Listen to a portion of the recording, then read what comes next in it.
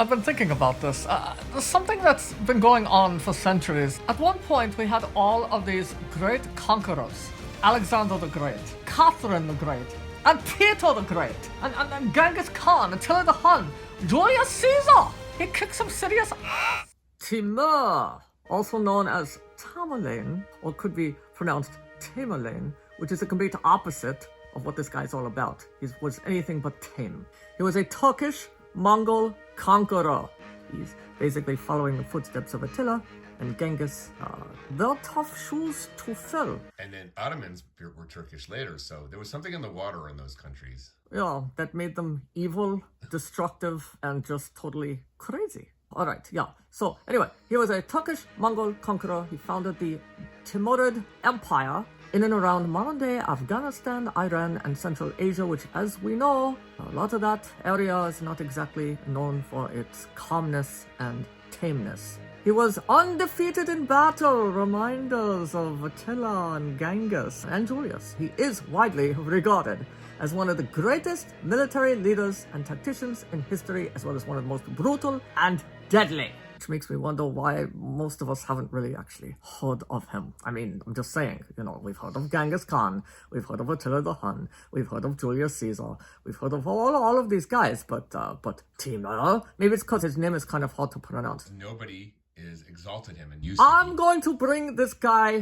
to light. I'm going to go down in history right now for bringing this guy to everybody's attention. It will be as if you conquered those countries yourself. Exactly. I will bask in the glow of reflected glory. Anyway, he was born in a Turkish and Mongol area of Transoxiana, which is now Uzbekistan. This was back in the 1320s. Maybe that's why. He's kind of reinventing the wheel here.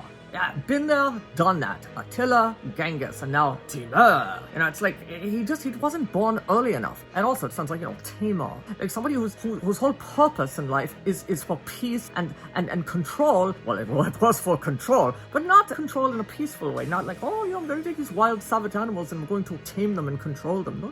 No. It's more like, I'm going to take the entire world. I'm going to try to dominate it, like the whole planet. Anyway, yeah, I guess I'm a little late to the party too, because, I want to be a conqueror, but it's already been done. But honestly, it's been a while. The world is ready for a new conqueror. Anyway, I found a way to make the history books. I am bringing to light Timur. By 1370, he conquered the Chagatai Khanate, and from there he led his military campaigns across the western part, the southern part, and the central part of Asia, the Caucasus, and southern Russia. During that time, Timur defeated the Khans of the Golden Horde, that was a little token left behind by Genghis Khan, and the Mamluks of Egypt and Syria, the Sultans of India, and even the emerging Ottoman Empire. This dude was unstoppable. From these conquests, he founded the Timurid Empire. And, being so modest and humble like all the rest, he's not going to name an entire empire after himself, right? Timur was considered the last of the great nomadic conquerors of Europe and Asia. These include guys like Attila and Genghis. They were nomads. They roamed around. But it wasn't enough for them just to roam. They had to conquer everywhere they roamed to. He is believed to have shared a common ancestor with Genghis Khan on his father's side, although some have suggested that his mother was actually the descendant of the Khan. My guess is both the mother and the father had enough crazy genes in them to each contribute to Timur emerging as yet another maniac conquering the entire freaking world. He clearly wanted to imitate Genghis Khan's conquests and restore the Mongol Empire as Genghis Khan's heir. By the end of his reign, Timur had gained complete control over many of the remnants of the Mongol Empire. He even attempted to restore the Yuan dynasty in China.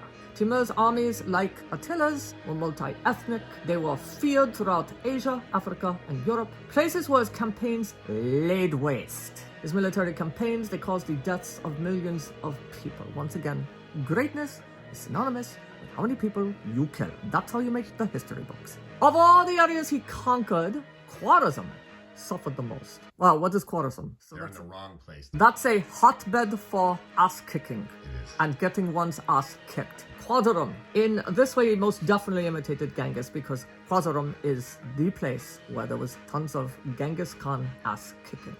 The Timurid Empire would fragment shortly after his death. So he was like keeping it going. After he died, they were like, no, where's Timur? We did our Timur. The descendants were not enough to... Have you ever thought about what happened to your empire after you died? Yeah, I don't even want to think about it. I keep things going all the time. Because I'm great. I'm one of the greats, the terribles and the Impalers. So anyway, Timur was considered a great patron of art and architecture as well as education and religion. It's so funny how, they killed millions of people, but they were really good at their art, and they were really good at making buildings, and they were really good at teaching the young. Or in the case of Attila, really good at riding horses.